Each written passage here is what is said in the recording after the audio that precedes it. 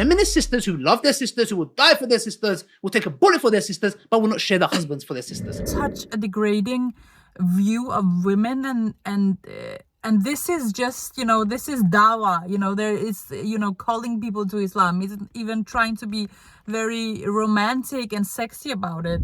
If we're talking about secret second wife, if my husband has gone behind my back, that to me is cheating, even if it is fine. Islamically correct. This is a test to see how Allah is testing her, to see how she responds. Yeah. That's, if she decides to do the opposite, which is, throw the divorce card or throw this card, then ultimately she's falling into the act of disobedience. Thank you. Family.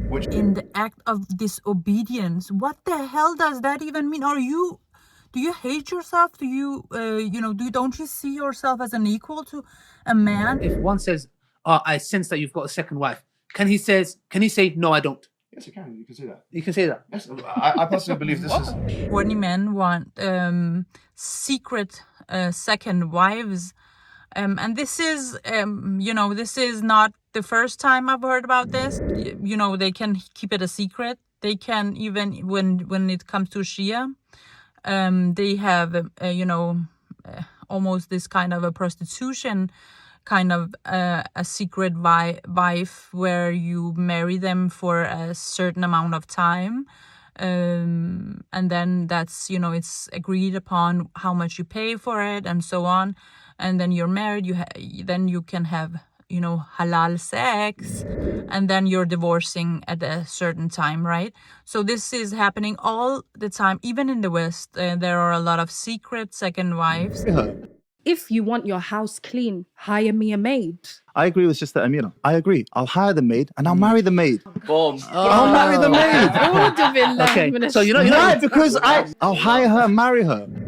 So a wife is a maid and not disobedient and has to clean and cook and change the sheets, as our sister has already said. If we sit down and we talk about it, and I take my selfish needs out of it, i.e. me wanting him all to myself, I need to understand them. So I need to sit down and I need to really think about how this is going to affect him. It could lead him into doing zina. Muslim women are being manipulated, even in the West, and they are being degraded, and I don't understand. Because my wife she always gave me the sort of the feeling that I could be open with her. I told her at one point that, look, babe, that's the sister.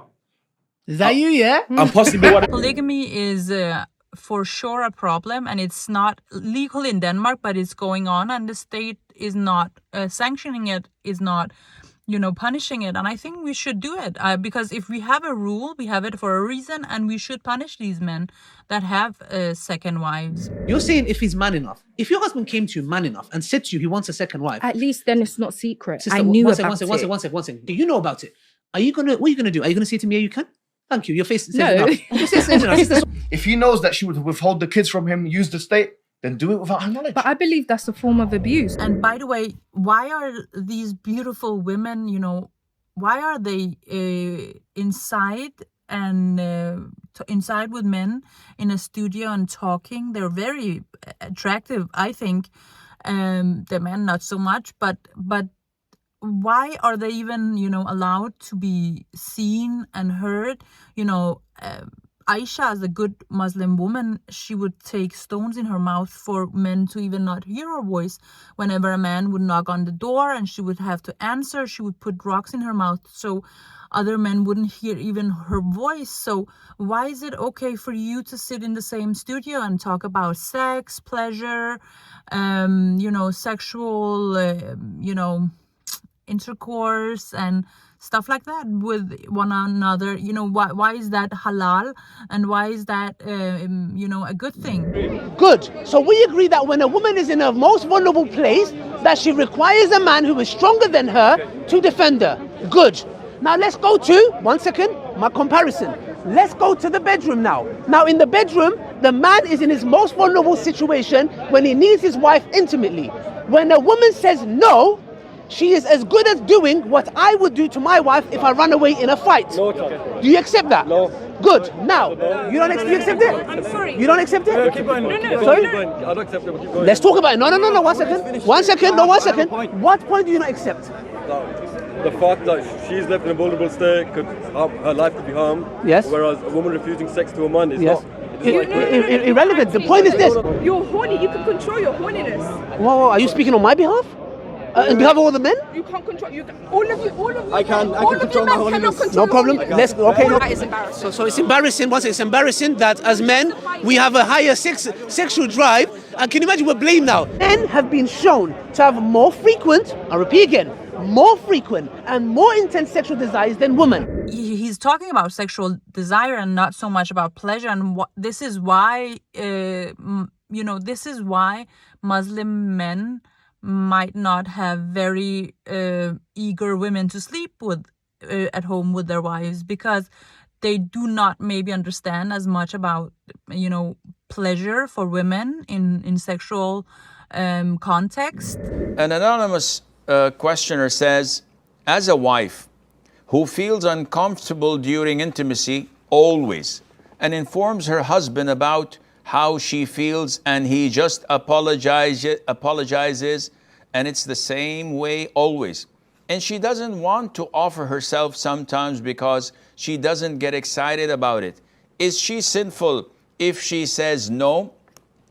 Now, if we were to answer this question, most likely the feminists would draw their guns and wage war.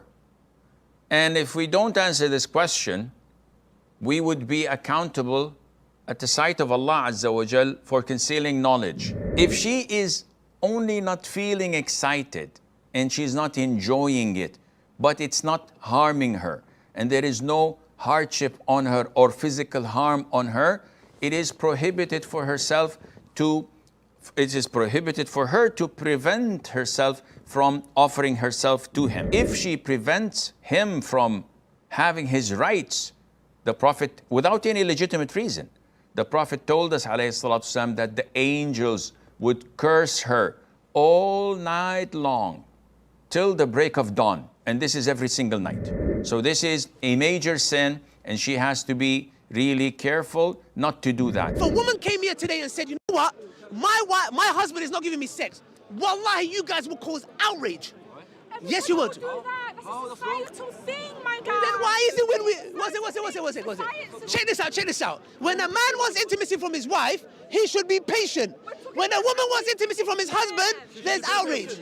No, she should be patient as well. The man should be patient, the woman should be patient. Just be equal. There's a huge difference in the way we think about these things. And the way we experience sexual intercourse and sexual, orgasm and intimacy. I will, just show you one hijabi woman that talks about clitoris orgasm. Maybe Dawah and Mohammad Hijab can learn something. Maybe it's because you're not delivering on the pleasure part for the women in your lives. Here are some different schools of thought within Islam about female circumcision, and religions generally historically have had problems with female sexuality. Islam seems to be maybe one of the religions today that has the biggest problem with female sexuality. When I say I was sewn together, when I say I was cut, and you want to see what it actually looks like. The clitoris hood is supposed to be here. The clitoris is supposed to be here. Yeah. This is the hole that they leave for urination. They sew you tight all the way down, leaving a small hole for period flow and penetration. They remove the labia minora, and they remove majority, if not all, of the labia majora.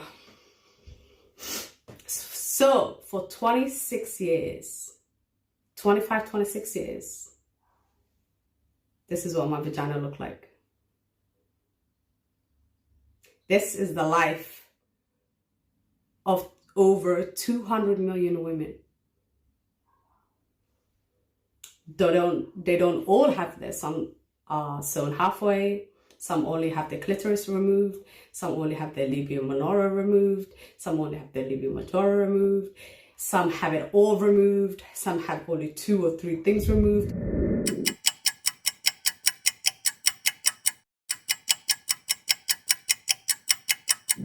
Some women even have never experienced a clitoris orgasm. Some women cannot even get themselves there. And I think you will get yourself there if you try, especially with a vibrator. And you should try, it's great. I'm just saying this because I think it's interesting to talk about. I think there's a lot of things we don't know about the female orgasm. Or different female orgasms. With the angels cursing the woman that is abusing her husband by not giving him intimacy. How is that abuse? Guess what? Does the hadith say, force yourself upon your wife? No, it doesn't. It just says if he's angry, the angels curse. And what's our sister saying? No, even if you provide, protect, this, that, and no sex. What kind of a planet are you living on? What kind of a planet are you living on? And this is the hypocrisy of feminism, the disease of feminism that's infiltrating our sisters, that this comes from a sister in hijab. Unbelievable. Feminist sisters who love their sisters, who will die for their sisters, will take a bullet for their sisters, but will not share their husbands for their sisters.